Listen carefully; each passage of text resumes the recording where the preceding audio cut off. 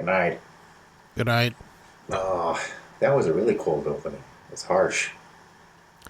Matches our weather.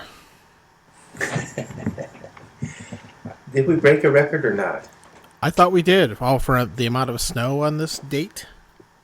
Yes. Yes. I don't know for the state, though. Somebody might have beat us um, in a little town somewhere 107 years ago or something. But I don't trust. Their rulers were different back then, so. They were on the not the metric system, but The ultra standard. They got a king's foot of snow back then. the king's nose. Nose. Speaking of noses, how's your nose? I got a little sinus thing going on. Well, you were saying that. It's my autumnal. I think it's because you had, the heaters on more and stuff like that, dry air or something. I don't know. Yeah, I got to Or remember maybe to it's turn on that humidifier doohickey in my furnace. Yeah, I don't have one of those. Next time, the next time I get a heater, I'll put that one in. Uh-oh.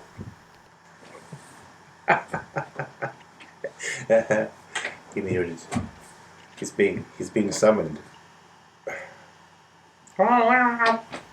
I'll cut this out. Wrong.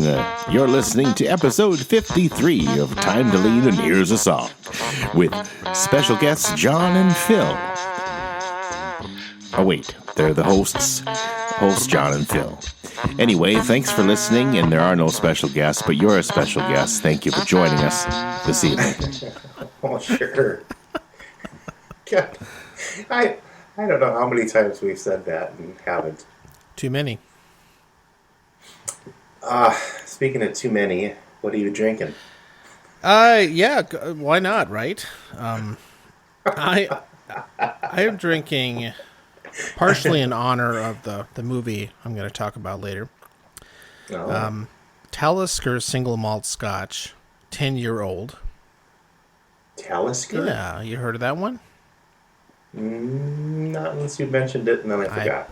I thought maybe I had this a while ago, but I'm not Could be. sure. It sounds kind of familiar, but Yeah, it's a Isle of Skye area, so it's kind of up in the Northern Islands.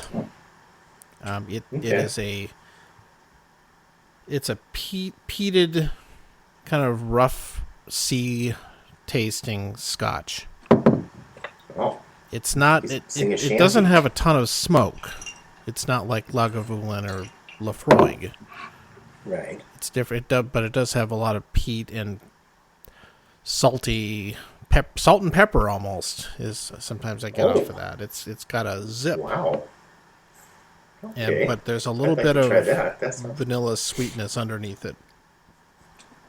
Sounds good. It's a classic single malt Scotch. A lot of people are familiar with it. It's one of the more famous ones. I remember a time many years ago when I first tried it. It was just a little too intense. I think I was more used to the milder, non-peated sherry ones like Macallan and things like that. Sure. And this just came off a little too powerful. Well, taste buds change and you get more acclimated to different things. And I mean, I couldn't even drink scotch a long time ago. I would be like, ugh. No. I mean, it's really crazy how how your tastes change, and the more you drink it, you could probably argue that it just kills off more cells. so you need Your brain cells. stronger whiskey to make an impact. I don't know. Well, I've heard as you get older, not just from drinking, but in general, your taste buds you kind of lose them, so you want spicier stuff. No, I Maybe. think there's something to that. It Sure. helps. Another great thing about this, and this is the 10-year-old. They make a number of non-age statement versions that some of them I've had, which are not as good. But this one is, well, it's 10 years old, 45.8% ABV, which is a pretty healthy amount for a non-cask strength. Yeah. Your average single malt is 40 or 43%. Wow. It must maybe it's aged a tiny bit more.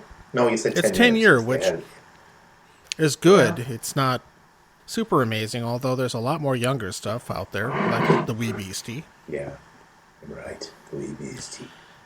I know. And it's so funny, aging. I think we'll talk about this more on our next episode when we probably get into whiskey quite a bit. We have a guest tentatively booked to come on that we're going to talk booze with. Another whiskey nerd or geek or Aficionado, yeah, something there like you that. go. We'll All the say above. that.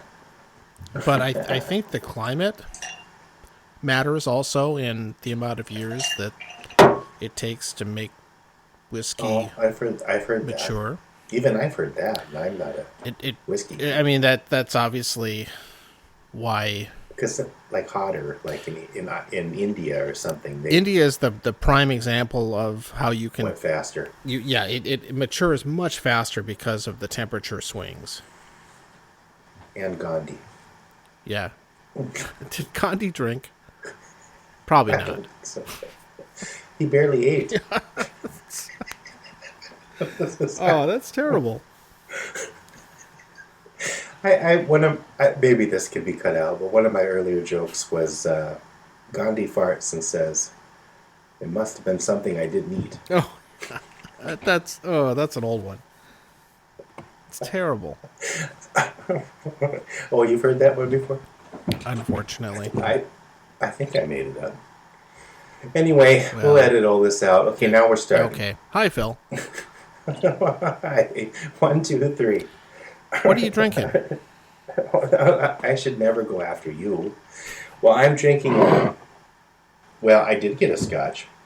I chickened out because I was at the liquor store and I thought I'm gonna get a different Scotch because normally I got Scotch by Scotch or I got Cuddy or something to go with the soda, and I thought it's winter and I got to plow the snow. This was even yesterday, and I thought, oh, I'll try something different. But I just all the names blur together. I should be taking notes when we talk, and I wasn't at the liquor. I was at my corner liquor store, which doesn't have a huge Scotch selection. So I just got a Cuddy again, which is I don't know what that is. That's 2 years. No, I'm just kidding. It's easy on the nose. Cuddy is. I don't know what because it's got because it's a traditional blended Scotch. It's combination of grain whiskey and malted barley whiskey. I'm guessing the malted barley whiskey is at least 3 years old. Sure. I don't know. It could be younger on the grain part. They don't really have to tell you. No, but it's an easy drinking Scotch, as it says. And I don't even know. Who knows what region that comes from? It could be from all over the damn place. I don't know. Yeah, Cuddy usually has a more.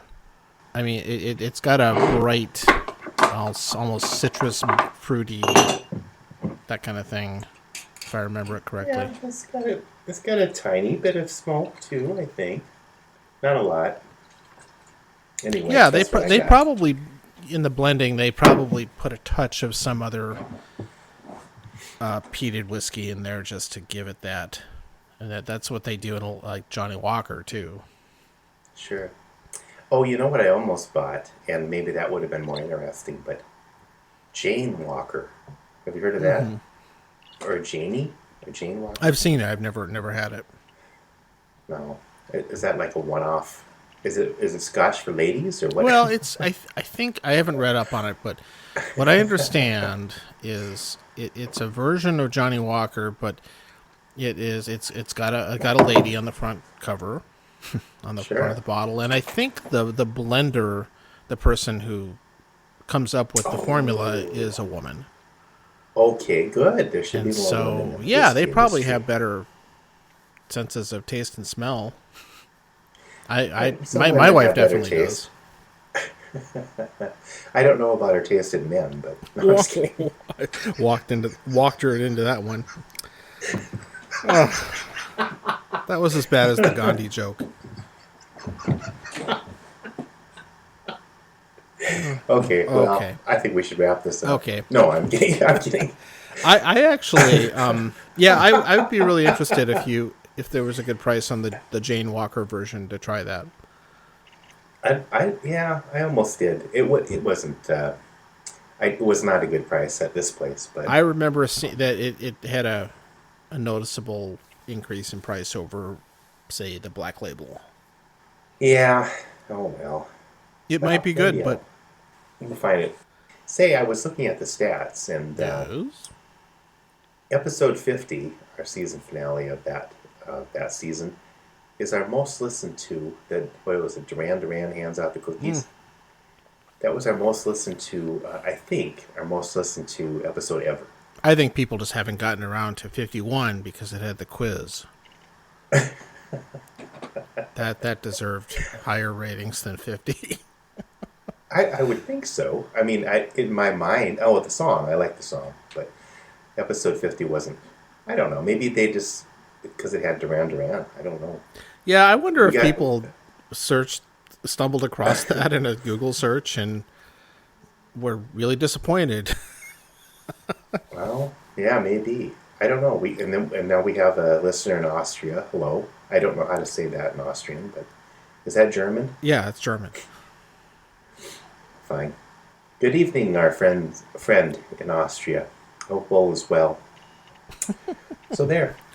Yeah, that's true. I was, we had all the snow. I arranged my schedule so I didn't have to go into the office, which was great. I had the privilege of being able to stay home all day. Yeah. I decided to not clear my driveway. Yeah. Figuring it would melt. And it pretty much did. Well, I did plow last night, kind of at the 3/4 point in the deluge of snow. I wonder how many inches of rain that would have been if it was rain. That was crazy. So anyway, that was because it was yesterday, very which heavy was snow. It was like a March snow. That was October 20th. Yes, it was. That reminded me of a March snow. You're right. Mm-hmm. But I don't remember having that kind of thing. I mean, I remember the first year I moved out to the Twin Cities area. We had the infamous Halloween blizzard, which was nothing like. I mean, was much worse than. I hear this. people here talk about that all the time, and I think that was right before I moved here. Yeah, it was like the year before. So I missed out. Oh, you missed it. No, it was. Yeah, that was something. But. Well, the people on TV news still talk about it, and I think the NPR weather people still talk about it too. Oh, it was a major weather event. So that was before global warming. Not really, but before they talked about it. Mm-hmm. So there you go. You can't have global warming. Why is it snowing? Yeah, it's cold. As I've said before, that's why I prefer the term climate change. Yes. Because it's not always going to get warmer. So, there you go. What else? Boy, so let's see. There's so much going on right now. It's too much in the world. Like David Lynch refers to it as the energy in the air. But my mind is just overwhelmed with. So, Phil, can I stop you for a second there? Yeah. Are you using your good microphone, or are you on your Mac? I think I'm on my good mic. Double check. You feel like you don't sound your normal, robust self. Oh no! What happened? Unusual. I'm back. Oh, that's much better. Oh no! Now what? Okay, now we'll start. Now, what happened? That never happens. I even stopped checking. I used to check every time. I never trust this stuff. Well, no. I guess it was because I reload call recorder. What the hell? I don't know. Fine, I'm back. Okay, we'll start now. How Hi. What? You're listening to Time to Lead, and here's a song, episode 53, with John and Phil. It's going to be a very exciting episode, and I hope you enjoy it. I know I will. I think. Morning. I'm already tired out. We're recording at 3 in the morning today. No, not really. I got my good mic, but I got nothing good to say. Now, what did you say? We had a technical problem, and Yeah. Phil was talking into his tin can sounding mic. Yeah. Do they make cans out of tin still? Or is that a misnomer? Not in this country, I don't think. So Steel can. say Steel guitar. No. aluminium. I've been kind of wiped out lately, I guess. I've been going to bed I'm sort of changing my schedule, my work schedule. I started when I go in on site, I go in a little early so I can make sure to connect with the student employees and that kind of thing. So I've been getting there about 6:30 and so maybe that's part of it, but maybe it's just the colder weather or something, or my age, or COVID, or I'm out of shape. But I've been like going to bed like at 8:30. It's like, ugh. Well, there's a reason that the morning public radio coverage here starts at 4 a.m. I don't know what that is. I feel bad for those people that have to start. Can you imagine starting work at 4? I don't know. I mean, they start broadcasting at 4. Oh yeah, so they have to get there by so 3. You're there probably. at probably 3 or something. Yeah, you got to get all ready and have some coffee. Oof. Yeah. It's almost, you might as well just say you work all night. Wonder if they just stay up. No, that's too late to stay up. I don't know. We'll get Kathy Wurzer on, and she's the Minnesota Public She'll talk about Radio. it. I'll talk to her about waking up She's that early. a public radio institution. She might have an apartment in that building. Maybe she. Oh, down at the NPR headquarters. Yeah, I mean, she's been there so long. Maybe she has a suite of just like a condo or something, and she lives there. Yeah. That sounds like the life, doesn't it? She takes the elevator down and does a show, and she's done. Fine. I swear, they have the weather report people that have their little segments for 2 minutes or whatever, and they talk about the forecast. Chief meteorologist Paul Huttner. Yeah. He's the Or who I hear is a great guitar player. what? We should have him on. A friend of mine apparently has met him. Oh, okay. And He's got a fun but voice. they say they're reporting in from what they call the weather lab. I think it's just their house. Well, I'm recording this podcast from the podcast lab. Exactly. We could say that. From the whiskey lab. Well, what? So you were. You want to talk movies? There's a movie, one of your dad's movies. Oh, there's a couple I'm going to mention. Yeah. Are you ready for that now? I went on a bender and watched a few. Yeah, it's a good time to go on benders. I know that. Yeah. And not with movies. The first one I'm going to mention is this movie called The Jesus Rolls. It came out last year, I think, but they just put it on a streaming service because of COVID. Yeah. And it's this really peculiar sort of spin-off to The Big Lebowski, which is a personal favorite of mine. I had never heard of this. A minor character played by John Turturro called The Jesus. The Jesus. Nobody fucks with the Jesus Mon. That's what he likes to say. And the weird thing is it's an Italian guy playing a Puerto Rican. But okay. But the thing about it is that it's not really like the Coen Brothers film in its tone. None of the other people from The Big Lebowski are in it. Well, didn't he write it?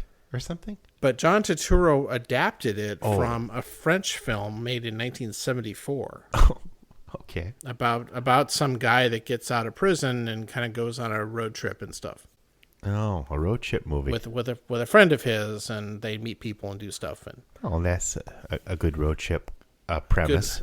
a well-established genre of movies. Right. The criminal road trip. Right. Are there road trip western? Is that one of the trail, the horses?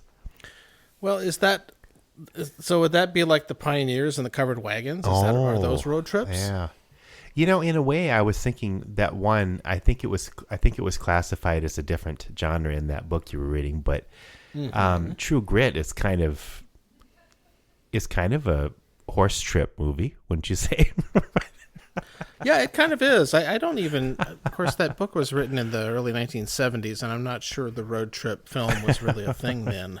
There's On the Road. He needs to come out with a new edition. When was On the Road written by? Was that Kerouac? Oh, Jack Kerouac. Yeah, that's 1950s. I think. Yeah. See, that was a road trip book, wasn't it? I haven't read that. It was just Beat poetry. It was just a trip.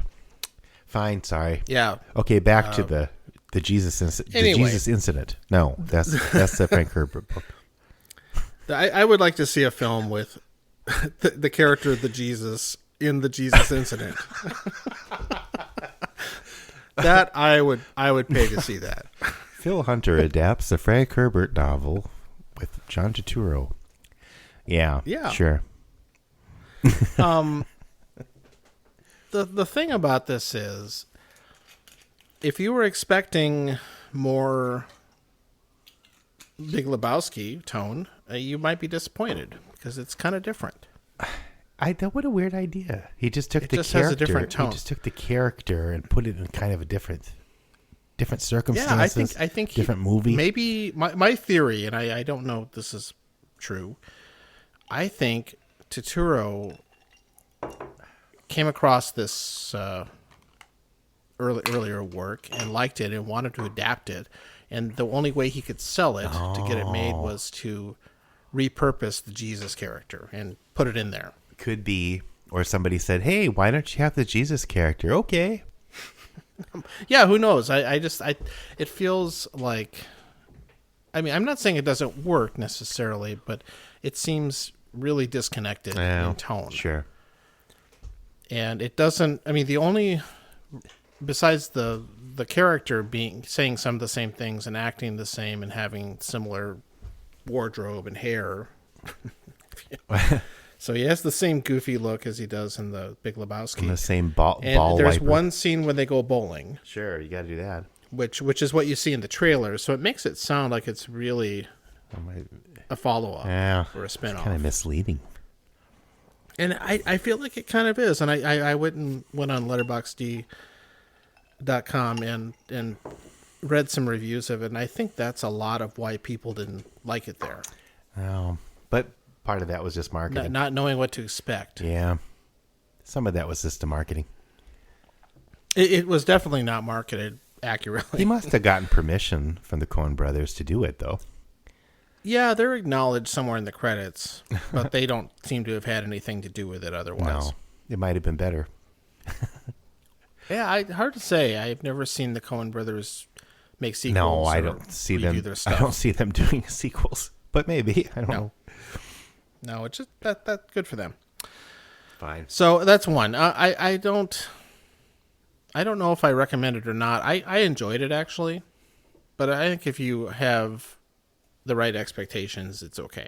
And Turturro is good. Oh, yeah. And actually, the whole cast is really good. Well, go in with no expectations, and it's probably a pretty good movie. Exactly. So, I'll give that an okay recommendation. A thumbs almost up. Yep.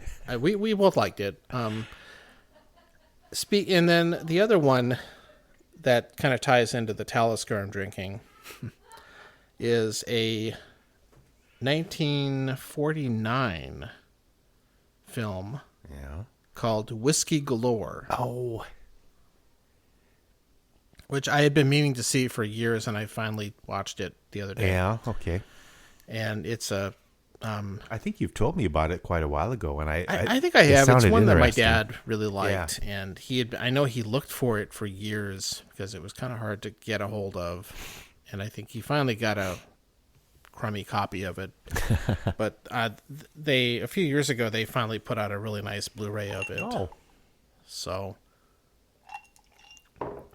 I went and got it and figure, well, I know he really loved it and it sounded fun, so what the heck. And the story of it is, it's during World War II, and it takes place on this remote island in Scotland oh, where the people on the island have run out of Scotch to drink. There's no whiskey. sad. And things are just really miserable and all that stuff. And it and it's during the war, so they have, And it's during the war, so it's not just that they didn't have Scotch. I mean, no, the war of course kinda it's sucked. in the war, and so everything's rationed. So I think that's Okay. the idea. And there's a war. And so, and they've got these military guys stationed there to kind of keep the Germans from showing up or whatever. Yeah, because you never knew. They're not exactly the A-team, but and keep in mind this is a comedy. It's made by the Ealing Studios, Oh. who did all those Alec Guinness Yeah, movies. I was wondering if it was that studio. Yeah, it's the same. Has some of the same feel to it. Okay. So what happens is a cargo ship is passing through the area and gets stuck on the rocks and is going to sink, and the crew abandons it because, the ship's going to sink Yeah. in a storm, and the locals get wind of it and find out it's full of Scotch. And so they row their boats out there to grab a whole bunch of it. Sure. And so I would, even they if there do. wasn't a they, war. They hide it, and what happens is that the little tin pot captain or whoever the military guy is on the island gets wind of this and decides he's going to put a stop to it because it's not proper. Oh. Can't do that. And so he can't really make any traction on it. So what he does is he calls the taxing authorities. Oh. And tells them about it, and they want to come and seize it because you can't have that stuff. It's so the townspeople are all trying to figure out how to hide all this stuff while the authorities come looking for it, Well, so they can confiscate hide it in Ralphie's cave. Yeah, Ralphie probably would have a shack on that A place. bunker. It's just goofy little movie, but Like a farce, it's so kind of. funny. It's very much a farce. Sure. Like one of the reviews, the one sentence description of it is harrowing drama about Scottish people's reliance on alcohol. and really, it's not far off on its description because everybody is miserable before they get a hold of the whiskey. There's a man who's like dying, of some illness, and the doctor. I really wish I could give you some whiskey, and if I could just have one dram, before I die, and all that. And when the whiskey shows up, he drinks. The doctor brings him some scotch, and he gets better. Oh, of course. And like there's these two couples that want to get married, these young couples that want to get married, and they can't get married if there is no alcohol. Oh. And so their romance is on the line and all that stuff. Their romance is on the rocks. Exactly, literally. It's so funny. I just really really liked it. Very, very good natured and funny, and Oh, I'll check it out. things. It sounds like something to take your mind off other things. Oh, absolutely. Yeah, it was great for that. You get to see lots of bottles of old Scotch. Oh, yeah. That would be fun. Lots of vintage Johnny Walker Red Label bottles. No Jane Walker. Not in the 40s. No. Not until just recently. Well, so Yeah, but the ladies drink quite a bit too in this movie. good for them. It's not just the old guys, and Yeah. there's even a scene where one of the one of the young guy's mothers who doesn't approve of the woman he wants to marry, and she's very very sour natured and everything like that. Sure. And she kind of, when they're all having their party and everything, there's glasses of whiskey everywhere, and she takes one of them, and it just like she has a new attitude. It's pretty bad, but it definitely very much a farce. She wasn't. recommended. She didn't get meaner like a mean drunk. At least None of them were mean drunks. I'll say she that. She got less sour. You could say it's a very rosy Rosy look. cheeks, rosacea. And look. Well, I actually watched some movie too. I don't watch things. That's a long running thing here, other than gardening shows. But I watched Night of the Living Dead. I had never seen that. Oh, good Halloween choice. I guess. Sure. I had never. The original? Yeah. George Romero. Caesar Romero? No, George Romero. And it was I don't know. I can't remember what year it was. Is it the first zombie movie ever? Well, maybe not. I don't know. I didn't do any research, but it was interesting.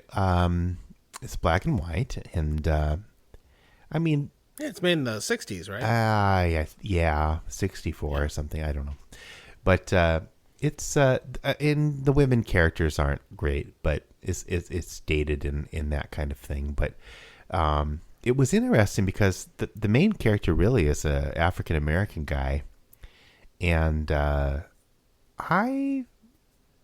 I think there's a race element to this movie. I didn't do any research on this. I'm probably not the only one that ever thought this, but I'm just kind of wondering if there's a state, because you know how science fiction and other things use that genre to get across other make more social statements and stuff like that. And I don't know. Yep, that's the same, and that's similar with some westerns. Right. So Western and science fiction, and maybe horror movies do that too. But if it was kind of subtle, and I couldn't quite tell you the socio-economical race ramifications of everything here and the symbolism. But the zombies were, there wasn't a lot of makeup. Basically, it was they died and they were reanimated because a satellite came back from Venus or something and had a bunch of radiation, and it brings back the dead, and then they want to eat humans for some reason. They need to eat human flesh. They don't go into that too much, but that's a long line of yeah, horror and sci-fi where they use basically atomic things. Yeah, especially in the 50s. Cause of horrible things. Yeah. So, I mean, I think it was good to see just in a kind of historical context, as far as, I mean, when you see these other things, it seems really dated in that, but and the female characters were a little annoying, but and not very well developed, I guess you'd say. So it in some ways it probably doesn't hold up, but I think it's probably worth watching if somebody's definitely into zombie movies and zombie shows or The Walking Dead. If you're not tired of them. What?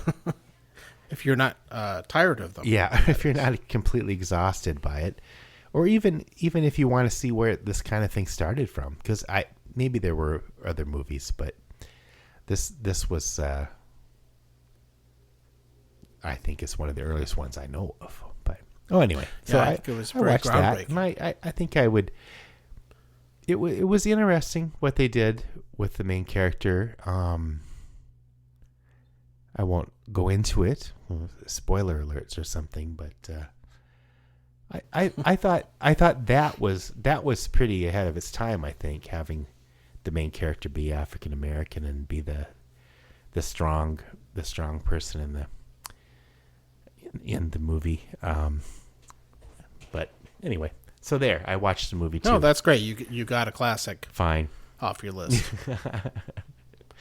Not the same kind of classics as, it's a classic horror movie, I guess you'd say. Yeah, it really is. So speaking of, I'll throw one more out there that I think I wrote about it too. Another movie?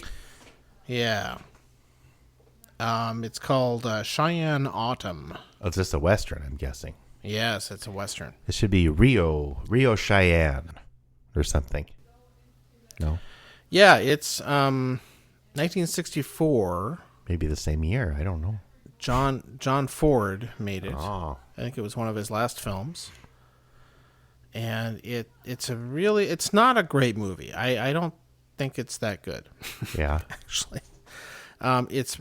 It's kind of a big budget, badly done liberal message movie. Oh. I think and Ford was odd about that stuff because he was pretty conservative in a lot of ways, but he also, as far as Native Americans go, he was very sensitive about that because he got to know so many of them. Sure. And so I think he really wanted to make a film that was sympathetic toward the plight of Native Americans in the 19th century. Yeah. They get kind of syrupy or something. Well, it's actually not. The problem is it still has that fundamental flaw where the white saving characters are explaining how badly the American Indians are being treated. Okay, the white savior. It's definitely that, and that wouldn't be so bad because this is 64 and it's from a guy who probably should have retired. So it's not exactly going to be super progressive. An old white guy. Yeah, literally an old white guy doing it, and so you can only expect so much. But the problem really comes for me is that the Native American characters are just such hollow, uninteresting characters. They have a lot of screen time. Yeah. but they're really stiff, and they just kind of sit there and suffer, and they have a little bit of a storyline, and mostly it's about this tribe that was forced to move around. They decided to leave the reservation and go back to their homeland and things like that, and so there's a lot of them looking miserable and walking around on horses and stuff, and they don't really get to be characters, though. Oh, they're just scenery. So it's hard to really feel a lot of empathy for them because they're not really humanized. Oh, that's too bad. And it's not intentional. I think because the script has lots and lots of exposition talking about how badly they've been treated, and I think at the time that was considered pretty progressive. Where the main cavalry officer is really trying to do the right thing and things like that, but it's just so stiff, and the characters are not very interesting. I mean, the one of the things that just cracks me up is that in the credit sequence, they go through the cast, and one of the big starring title cards says, "And Edward G. Robinson as the Secretary of the Interior." Oh boy. It's just like what? I mean, I think the character had a name, but just like one of the big standouts is going to be the Secretary of the Interior. Secretary of the Interior. Oh my God! Who shows up near the end of the movie mostly and kind of resolves things. But it was Edward J. Robinson. Edward G. Robinson. Yeah, the famous guy from gangster movies. And sure. stuff. Yeah. Okay. And he's fine, I guess. But he probably wasn't given a lot to do either. Anyway, it's an interesting movie. It was as usual, it was shot in Monument Valley, down in the Southwest, which is an amazingly beautiful place. Yeah. And the cinematography is 70 millimeter color. It looks fantastic. Kind of wasted on this. It's kind of. In fact, I think this movie would have been better if they'd done it kind of low budget. Yeah. Without having a bunch of named actors in it and Yeah. things like that. Oh, speaking of actors, of course, the American Indian characters, the main ones, are all played by non-Native Americans. Oh, on top of it. Yeah. I mean, there was a lot of them in smaller parts. Yeah. But the main speaking roles are played by other people, Sir Alec Guinness. including Ricardo Montalban. Oh, yeah. Plays one of the rival chiefs. What was he, Spanish or He was Mexican. was he I think. Mexican? Fine, Mexican American. He was born there, at least. And another Mexican actor, and then there's Dolores Del Rio, I think, is in it. She plays one of them, although she actually plays a Mexican character. Oh, So at least there's that. And then there's one of the other guys in the tribe is played by Sal Mineo. You remember him? no, I don't know the name. He's most famous for Rebel Without a Cause. I haven't seen that. He played the really young character besides James Dean. Okay, But he's basically Italian. yeah, Italian, Mexican, you know. So at least they didn't have any. And there's some. It was just stacked with named actors, which again Interesting.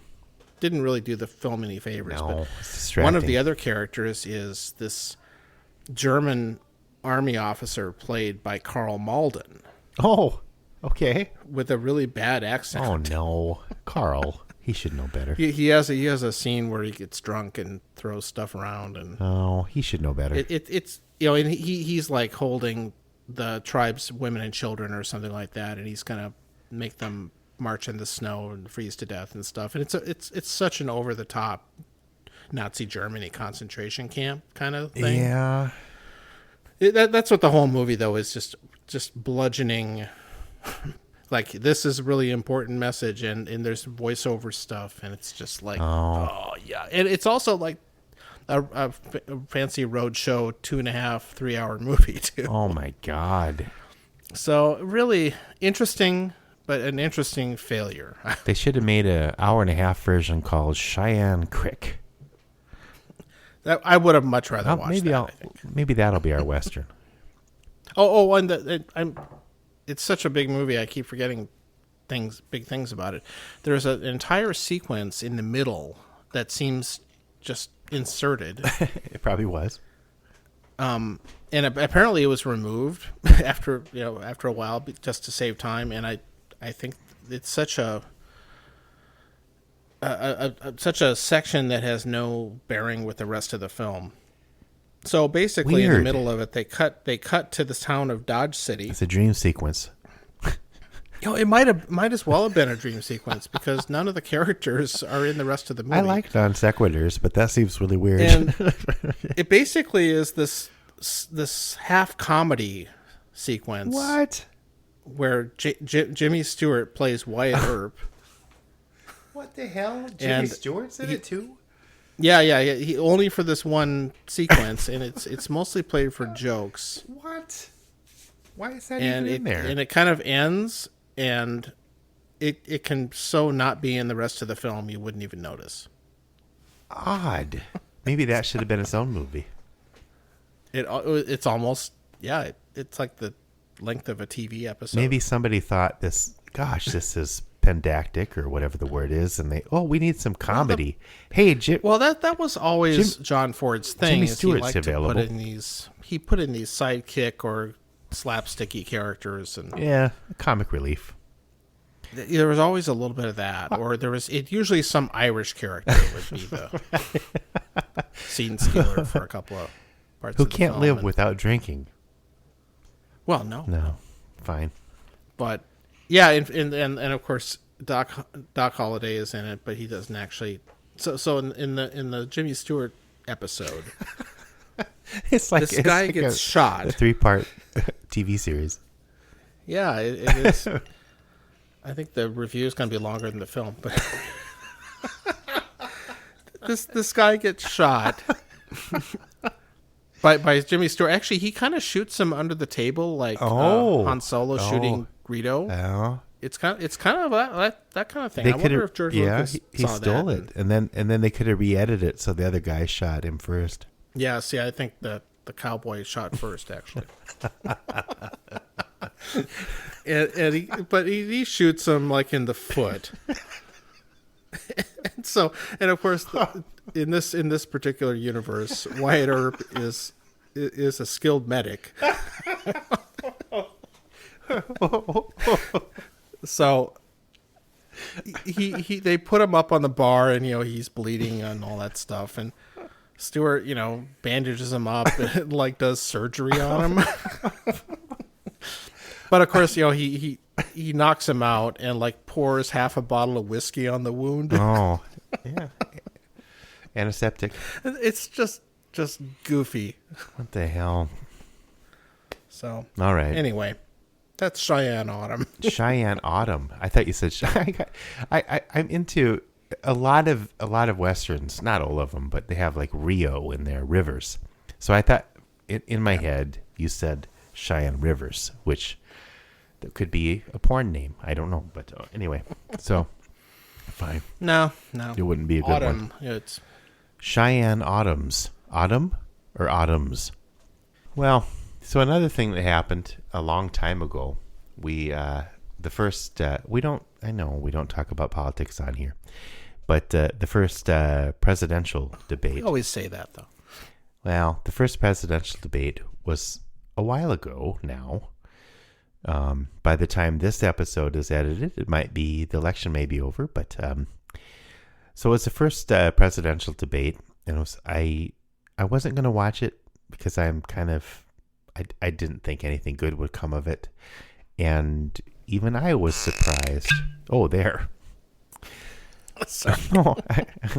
I got an injured cowboy here. I gotta pour some antiseptic on. John is also a medic. Sure, why not?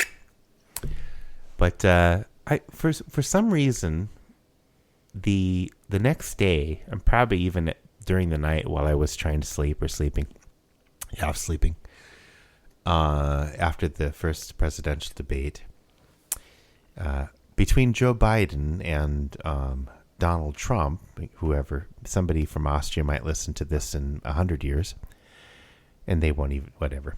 This is 2020. So it was... well, this episode is going to be recorded on a record and put on a slow boat full of whiskey.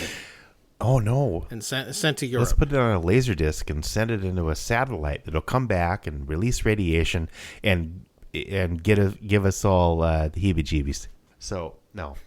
But in my head, for some reason, Animals, I haven't listened to the Pink Floyd album, Animals. I haven't listened to that for a while. I mean, it's made an indelible, if that's the right word, impression on me, of course.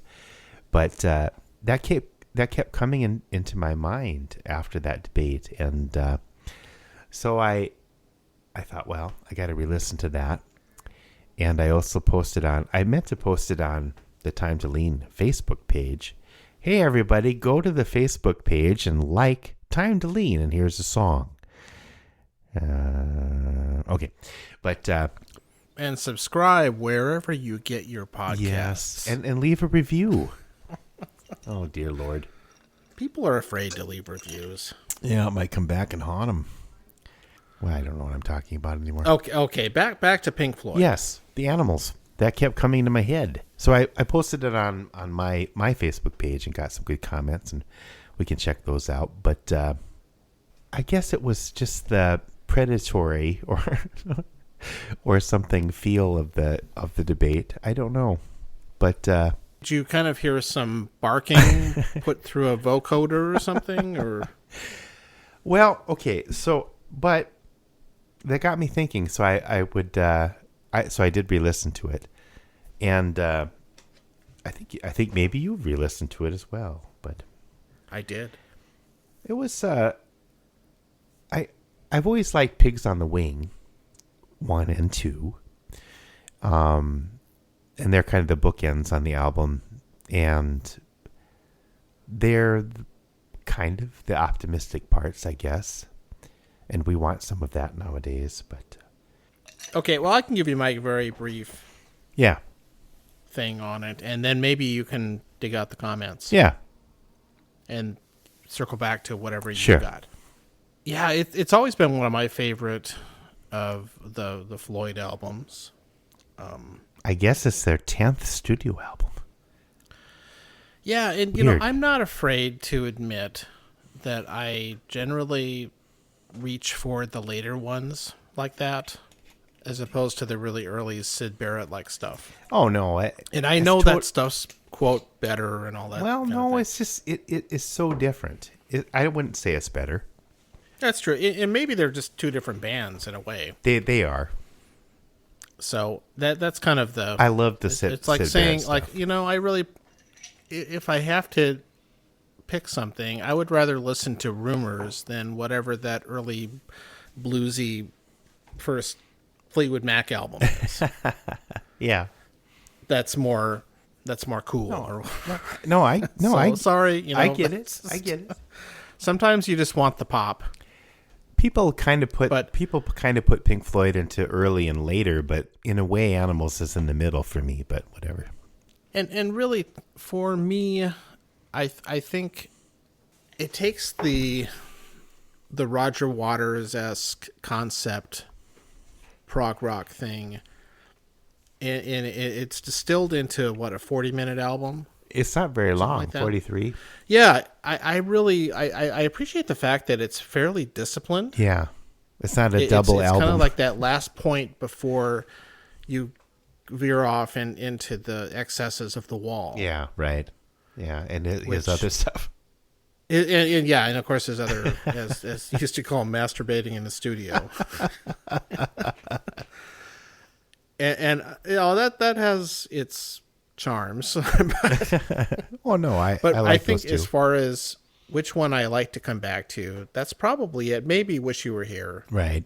That's one I could use another refresher on. But those two are probably, it's not a unpopular opinion to say that that's the peak. No, I like Dark Side of the Moon too, but I think Wish You Were Yeah, Here Dark and Side of the Animals. Moon I like too, but I actually think Animals is a little better. And Yeah. it takes everything just far enough. Yeah. Although they were a little bit too fond of the vocoder sampled animal sounds. It's like there's this droning synth chords in the background, and like, okay, let's get 2 minutes of oinks or Yeah. No, I know. I know it sounded really cool in the 70s. I It really still did. love it, but I know what you're saying. And if you're stoned, it's probably Oh, twice as good. sure. Which I never did. Although the first time I listened to it, so I borrowed the album from a girlfriend's older brother, and who had like a bunch of LPs there was this one room just filled with LPs on the floor, which was kind of weird. So I saw Animals, and I don't know, I can't quite. I may have watched The Wall. I may have been into The Wall at that point. And I said, "Hey, can I borrow this?" And they begrudgingly said, "Okay." But I remember the first time I listened to it was I skipped Sunday school, and so I was alone in the house, which was not typical. And I put that LP on, and this wasn't. I don't know. So it must have been in the morning, and I would argue it was somewhat of a religious experience. So I probably got more out of listening to Animals than I would have if I would have went to Sunday school. But Well, many people don't have religious experiences at all. I think everybody must have some. They might not call it that, an epiphany or something like that. But this was like a sustained sort of, and I think I felt a little guilty for skipping Sunday school. So some of the lyrics are like, they're religious, kind of. The Lord is my shepherd, and kind of gets into that kind of thing. And you're kind of like, oh, is this satanic or what, But as a kid, I guess I was not a really young kid, but it was. I just was blown away by it, and I guess it was. Without being stoned or on any kind of hallucinogens, it kind of took on that element. I think I don't have a huge experience with hallucinogens, but it kind of took that element. Not huge, but large. Huge. Terrific. I had a great. Talk about your extensive experiences with hallucinogens. I've never tried that, but I think I don't think you need to be on anything to get into an altered state with some albums. And this is probably one of them. I think it was even recorded in a church. I don't know. I think they lost something happened and they bought like church or a row of churches or something and turned it into a studio. They were getting into their excess here. This is also the first album where Wright didn't get any writing credit, even though he has some excellent synth stuff going on in there. But Roger Waters had a thing against him. I don't know. But that's where that kind of started. He also plays that really cool little keyboard riff at the beginning of, is it Sheep, I think? Yeah. Well, I don't know. But, of course... Yeah, I remember really liking that. And the instrumental stuff on it is really well done. There's some, of course... fantastic Gilmore guitar playing. Oh yeah, like on Dogs. That's some singing on Dogs. I mean, that's like transcendent. That's a great something. one. Same unremarkable bass playing that Roger Waters did, but there's a reason he hired other people when he did his solo album. Yeah, money was good. That's a great bass line. Or did he hire somebody for that? Yeah, you gotta wonder if they brought a ringer in for some of those things. I don't know. Just fine. No, I've seen him play it on a documentary, so maybe he learned it later. But okay, so Carol Kay from the Wrecking Crew did it. yeah, they were all shipped over to this old church. And again, as a political thing, so the animals and this animal farm kind of thing going on. You feel like they're mostly commenting on English politics and society. Sure. Right? Yeah. But some of those things may be timeless. So maybe that gets into what we're experiencing right now. And I was trying to figure out which animal Donald Trump would be. I guess a pig. But I mean, he's not a dog, because the dogs were more the police force for the pigs, right? Well, you know what? I also, from the lyrics, what reminded me, what the dog song reminded me of was kind of like Wolf of Wall Street kind of stuff. Yeah. The sharks or the yeah, we have different words, different animal analogies. Yeah, whatever metaphor you want to use, and that they were the capitalists. Right. Well, but you could also say that's pigs. Right. And then there's 3 different pigs. So I was trying to figure that out. That's right. That's in the title. I was trying to figure that out. You know this album way better than I do, though. Well, so there's probably more subtext. So, but I've listened to this album. I don't know how many times. 100 times. I had it and Dark Side of the Moon on repeat in my little yellow VW Bug. So, because the old tape recorders would just keep going over and over again. And, you'd stop the car and wherever it would start, you'd be on that part of the album. But the next day. Kids really miss out on that, I think. There must have... But Phil, did you have it on 8-track? No. No. Supposedly the 8-track version has some difference. No, and one of our comments gets into that from Shan, but... Oh, yeah. Maybe that's a good segue. Well, but I'm trying to figure out the 3 different pigs, right? So there's the well-heeled pig. Mm-hmm. There's this bus stop rag bag. I don't know what that means. And then White House, which I don't think refers to our White House. I think it's a name. Yeah. I think you're right about that. I was mistaken. Well, I don't know. But I think... And then just on a tangent, the misheard lyrics. I always thought the buggers to blame was brothers to blame, but whatever. Oh, I always heard that as brothers. Yeah. I don't know what it means. Buggers? No. The line, which of the brothers to blame? I think it is. I think the line is actually buggers. I think the lyric is, but whatever. Is it? Yeah. Okay. No, see, you misheard it too. I don't. Okay. So we heard it from American Either way, ears. I don't know. I don't know what it's supposed to be referencing. Well, right. And then I think the other line that I think the main line that stood out to me the most to tie into this debate thing was, you have to be trusted by the people that you lie to. Yeah, that's a good line. There's some good lines. And that's from Dogs. Sure.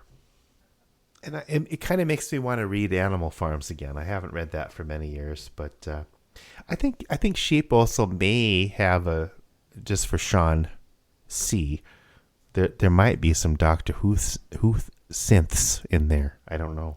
That's hard to say after a couple drinks. So the comments were, Put it to a beat. okay, so Shan said, from Minneapolis, said, PFs, I think that stands for Pink Floyd, most underrated late period album. I find myself listening to Animals more than any other PF album.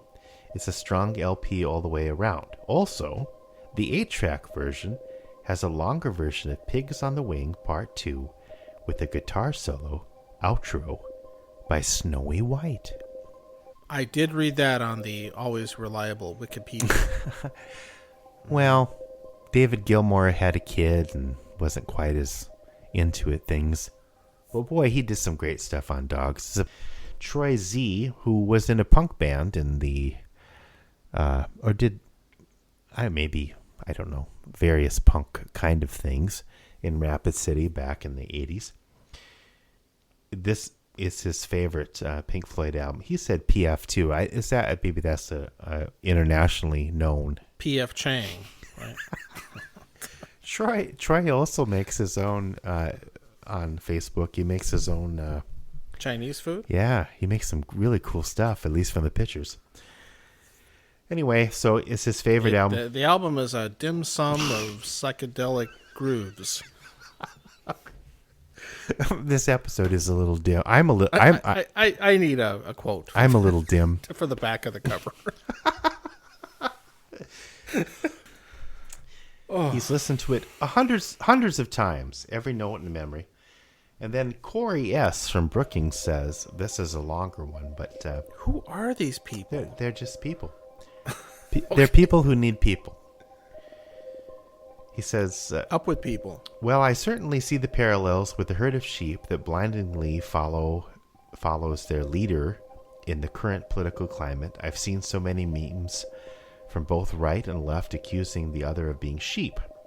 Sheep was originally titled Raving and Drooling, definitely descriptive of Trump's debate performance. The general decay of society that is the focus of the story of the album is also quite timely. We are in a strange space morally. It is almost unrecognizable from just a few short years ago. I listened to it again today while I was grading discussions posts for an online class. He's a teacher, a professor maybe even. I had forgotten how amazing Gilmour solos during Dogs were. And I think Pigs on the Wing gives us that glimmer of hope that after all of the anger and turmoil, things will turn out all right. And maybe after this election... Yeah, that was a good comment. And maybe after this election there will. I don't know. We'll have some Pigs on the Wing going over there. When pigs fly. Decay of Society, and then the album cover is a picture of an abandoned power station. And they have that's floating pig. Well, so Pigs on the Wing, I don't know if that means this, or if, when pigs fly. I always wondered if that was kind of an irony thing, and I don't know if the sayings translate. Or they're on the wing, they're coming for you. Oh, that's not optimistic. I don't know. No. Although, again, you get shelter from Pigs on the Wing. Is the last line of the album. What the hell? See, right? For all the crap we can give Roger Waters, But his lyrics, I mean, come on. Yeah, we wouldn't even pay $50 to go see his concert. In hindsight, that was pretty dumb. Well, so then I got on a tangent. What? Yeah. No, I was just about to say I think it was canceled anyway. So Yeah, I don't think that one he happened. wasn't canceled. The concert was. Cancel culture. A while back, somebody told me that women didn't like Pink Floyd, and it was just for young men. And the Wall, yeah, maybe. But so I posted a different thing about, hey, women fans of Pink Floyd, what are your Oh, that's right, because you were. It looked like you were trying to get a date. Hey, women who like Pink Floyd, I'd like to connect.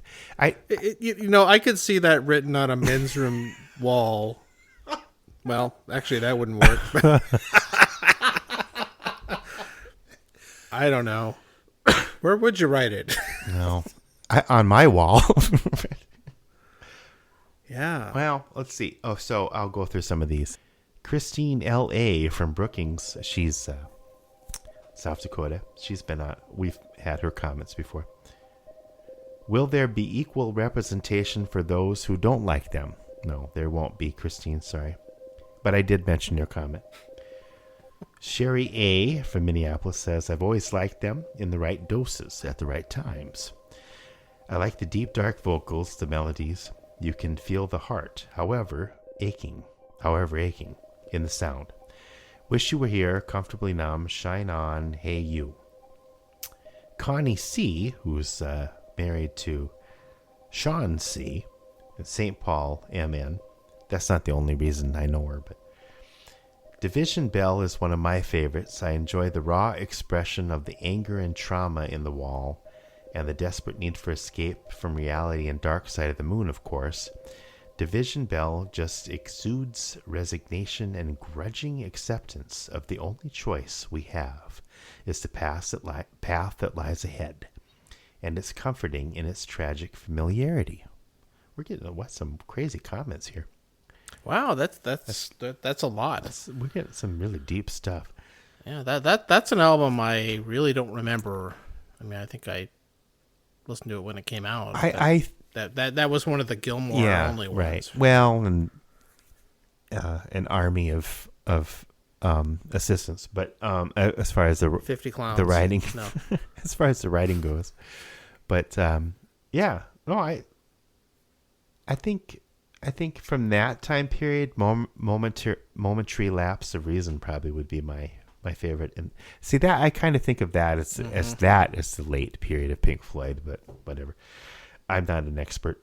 Kim M says, from Lincoln, Nebraska, I first really listened to them my senior year of high school. First The Wall, like many things about it, but not an album I can really enjoy start to finish, though Comfortably Numb is one of my all-time faves. This was also the year Momentary Lapse of Reason hit.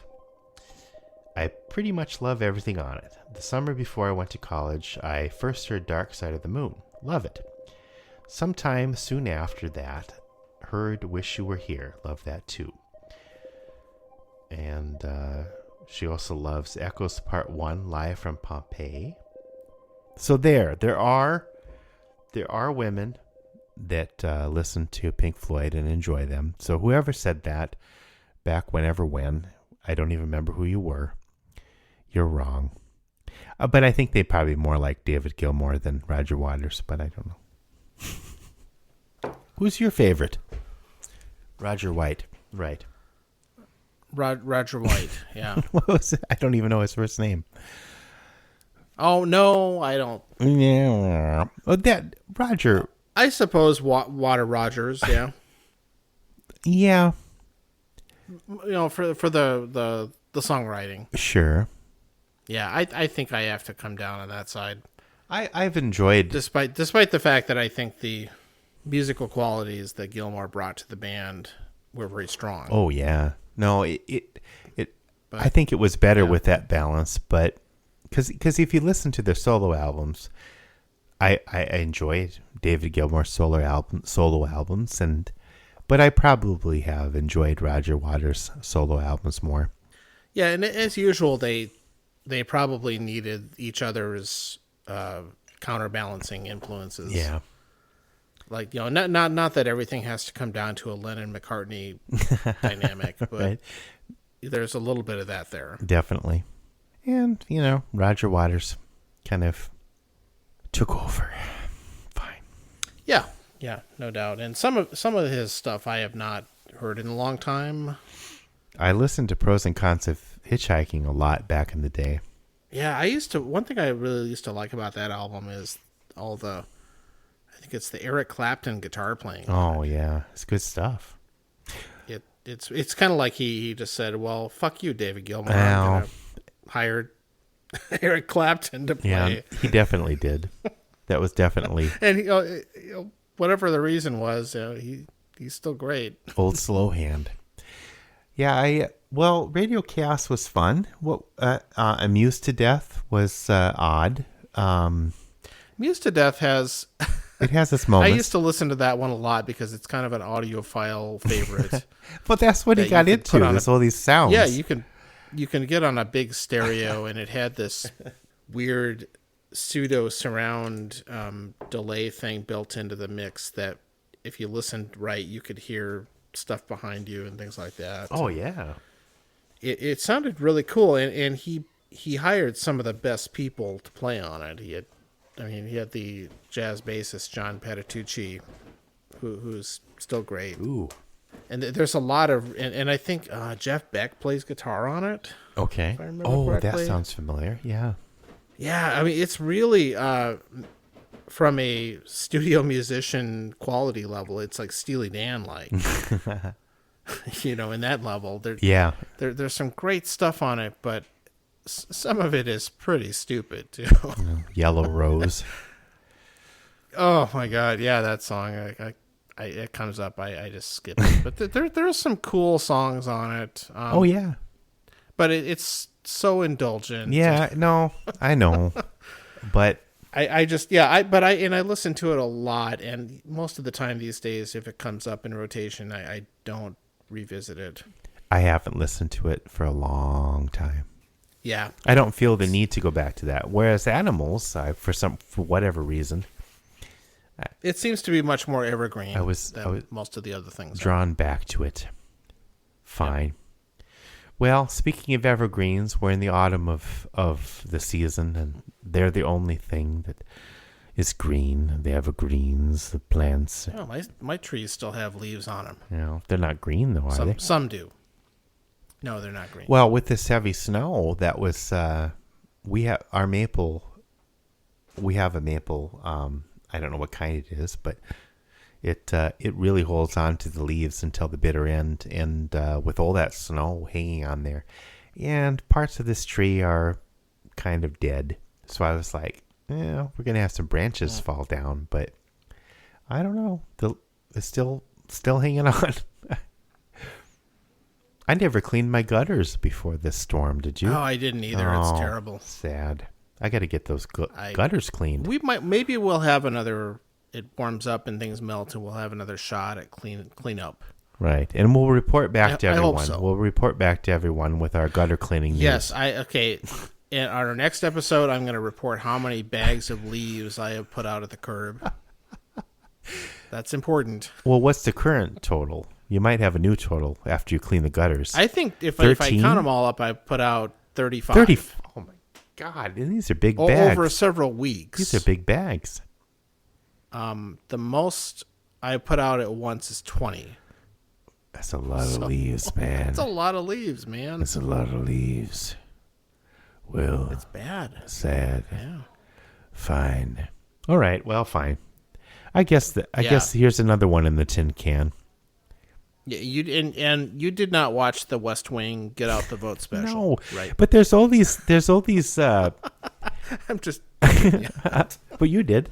But there's all these. Yeah, I had to. There's all these reunion specials for Democratic fundraisers, and one that just popped up today on my feed was a Happy Days reunion. Oh, I haven't heard about that one. And it got me thinking. It's like, who's going to play the part of Chachi? Because Scott Baio was not.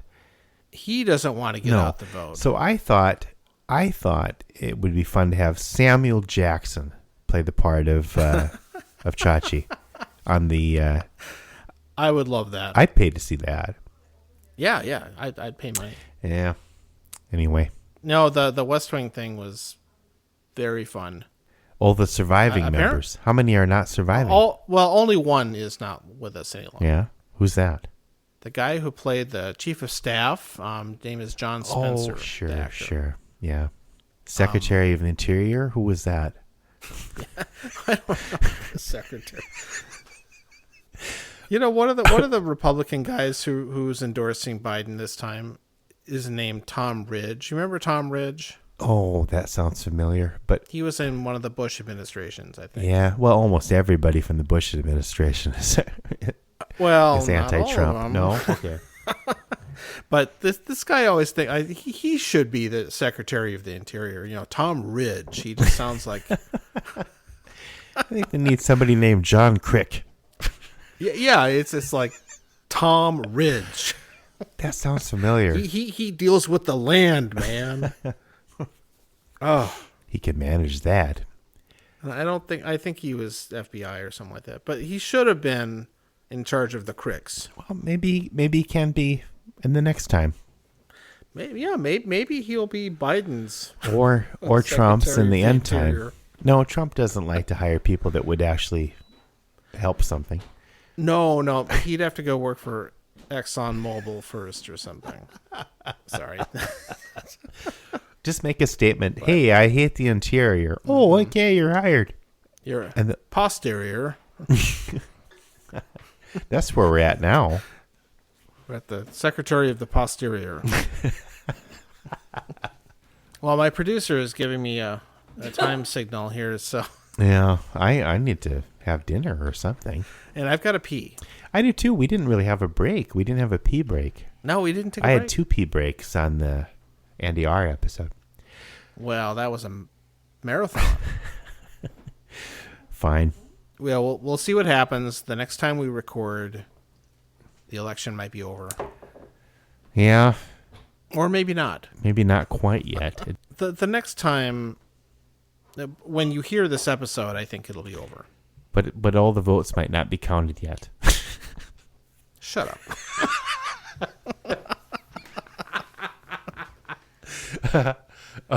Okay, good night. Good night. Bye. God. Here's the song!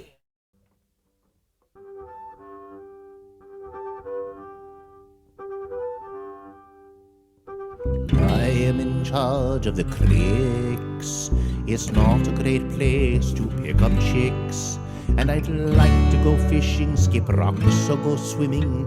Here I am wishing for a pool that is brimming. But I am in charge of the creeks.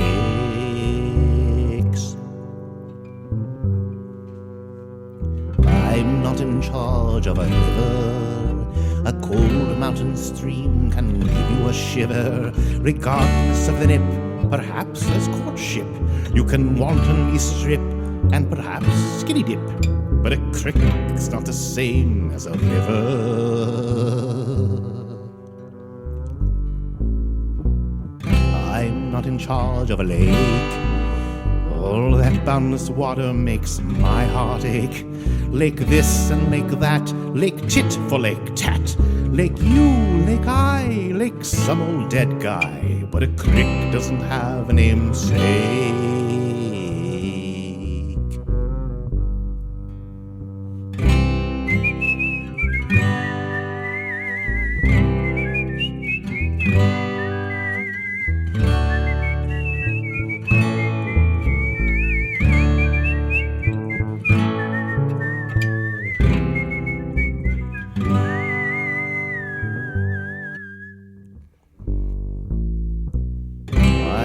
Charge of the creeks.